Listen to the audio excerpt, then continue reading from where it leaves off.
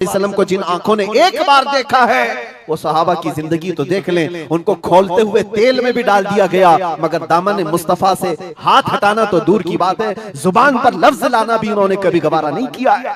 जानते हो 3 भाई थे, ये कलयुगी में एक हिकायत लिखी हुई है, 3 सगे भाई थे, एक ईसाई बादशाह ने गिरफ्तार कर लिया, तीनों जवान थे 20 से 30 साल के बीच में, और बादशाह ने कैद करके उनको सबसे पहले क्या कहा, तुम अपना दीन बदल लो, धर्म परिवर्तन कर लो, मोहम्मद अरबी सल्लल्लाहु अलैहि वसल्लम के जो कसीदे गाते हो छोड़ दो। लेकिन देखो याद रखो, उसमें से जब बादशाह ने ये बात रखी तो उन्होंने कहा नहीं, हमारा दीन इतना सस्ता नहीं है कि हम तुम्हारी कैद में आते ही बदल डाले। उसने कहा अगर तुम बदल लोगे तो मैं तुम्हें अपने वजारत में सिपाहियों में बड़े मनसब पर रखूंगा। नहीं माना, ठुकराया। बादशाह ने क्या कहा, इसकी सजा तुम्हें भुगतने के लिए तैयार रहनी होगी। तैयार।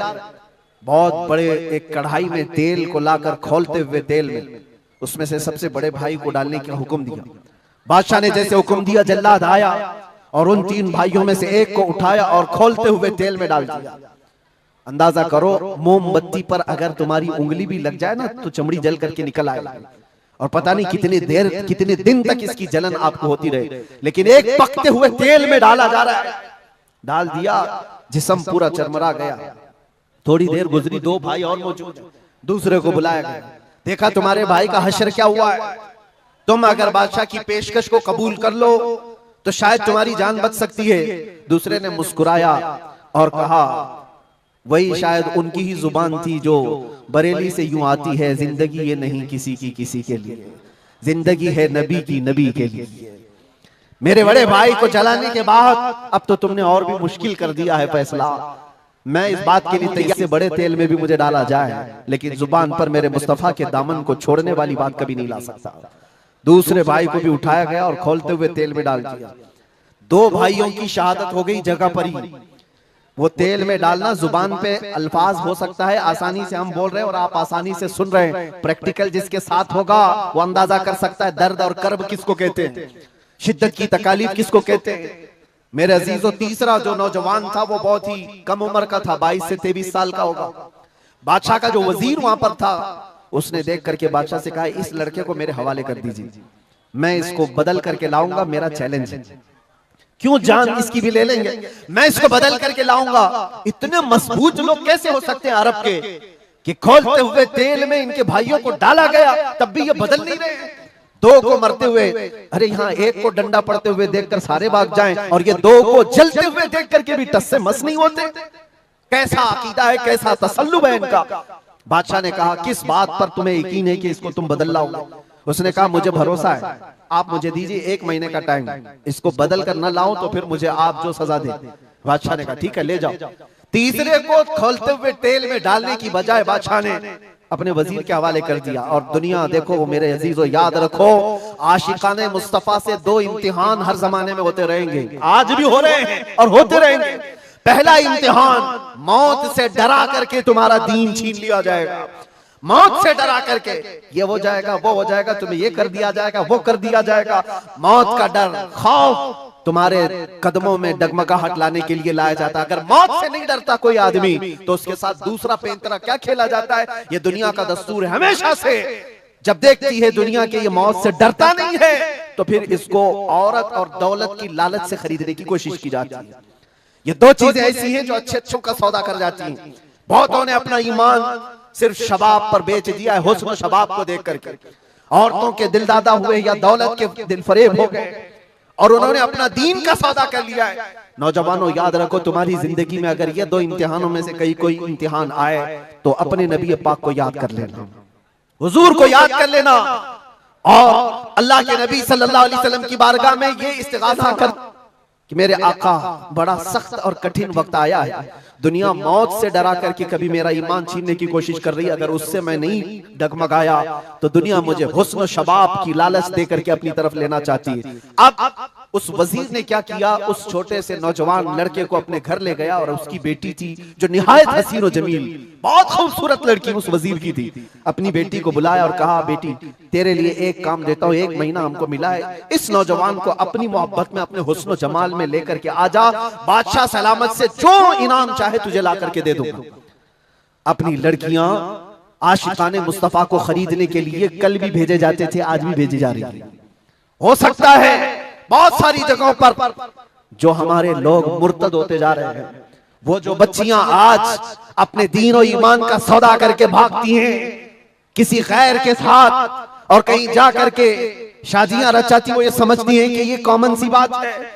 वो दीन बेचने वाले लोग हैं, उनका हिस्सा दीन इस्लाम में कुछ नहीं। कल क़यामत के दिन देखना, तुमने अपने नफ्स की खातिर एक गैर मुस्लिम के साथ भाग करके निकाह किया, चाहे वो बेटी हो कि बेटा हो, अपने दीन से सौदा किया है और गद्दारी की है। कल क़यामत के दिन मुंह तो अल्लाह को दिखाना है, हुजूर की शफाअत के बगैर तो कुछ होना नहीं है। देखना हश्र में जो हुजूर पाक सल्लल्लाहु तआला अलैहि वसल्लम के साथ तुम खड़े रहोगे कि हम खड़े रहेंगे, वो वक्त आने वाला है। उस नौजवान के साथ क्या हुआ, वजीर ने अपनी बेटी तो लगा दी। अल्लाह की पनाह मेरे अजीजों, हुजूर पाक का इश्क का एक कतरा भी जिसके दिल में आता है, ऐसी चीजें उसके पांव को नहीं डगमगाती, ना कभी उसका ईमान खरीद सकती हैं, ना उसके दीन का सौदा कर सकती हैं। वो लड़की रोजाना आती, रात के वक्त बैठ जाती और ये नौजवान जैसी महसूस करता, मेरे कमरे में अकेले तन्हा रहने के बावजूद वजीर की खूबसूरत हसीन जमील बेटी, जिसके निकाह के पैगाम बादशाहों के औलाद से आया करते थे, शहजादे निकाह का पैगाम भेजा करते, वो लड़की मेरे पास आकर बैठ जा रही है। नौजवान क्या करता था, मुसल्ला बिछाया और सजदे में गिर गया।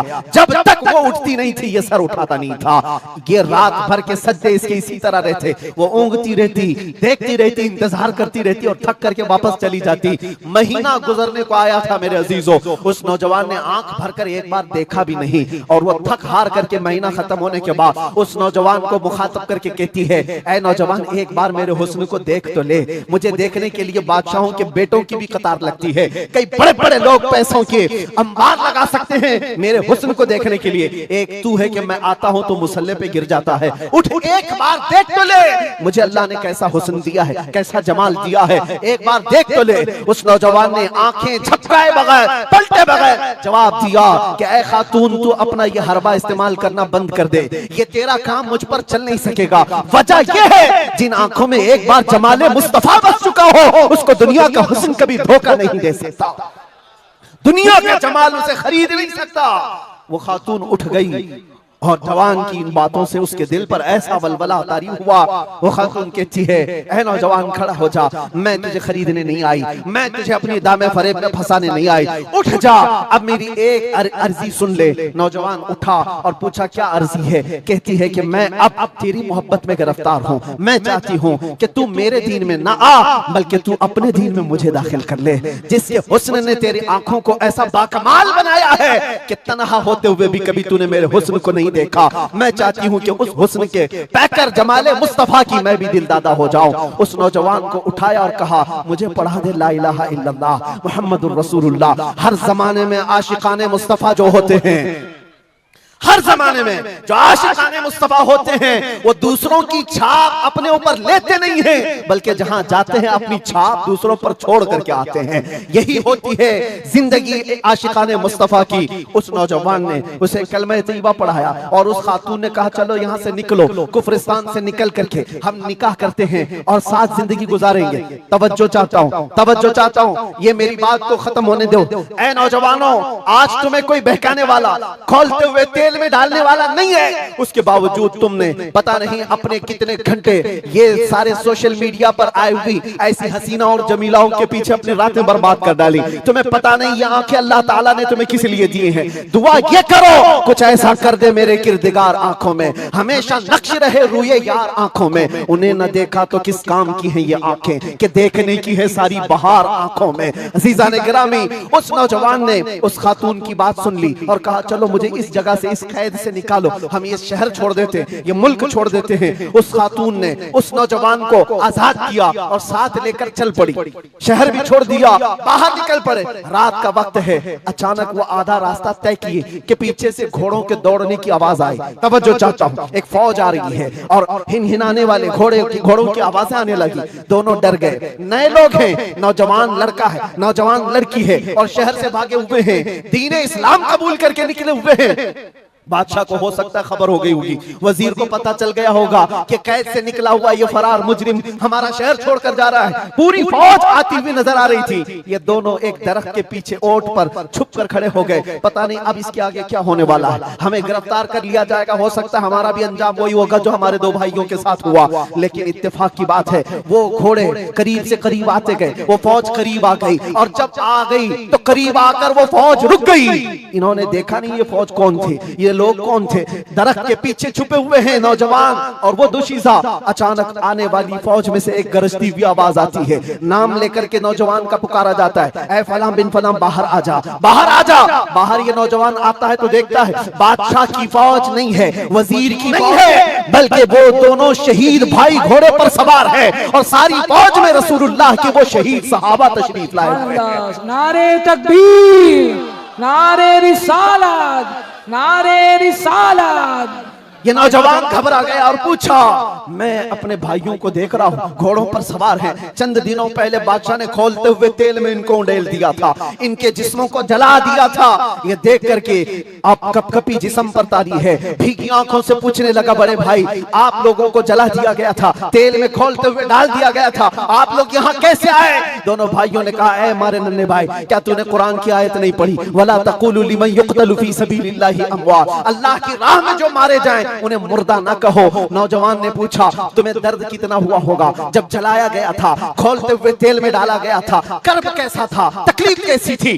तवज्जो चाहता है नौजवानों, इश्क़ मुस्तफा में बर्दाश्त किया हुआ दर्द कुछ नहीं होता है। उन नौजवानों ने कहा, दर्द कौन सा, कर्ब कौन सा, तकलीफ कौन सी? तूने हमें डालते हुए देखा है, खोलते हुए तेल में, जलती हुई चमड़ी देखा है, लेकिन हमें दर्द का एहसास नहीं हुआ, इसलिए कि जिस वक्त जल्लाद हमें तेल में डाल रहा था, सामने तो हमें जमाले मुस्तफा नजर आ रहा था। जहां मुस्तफा का हुस्न हो फिर दर्द किस बात का, कर्ब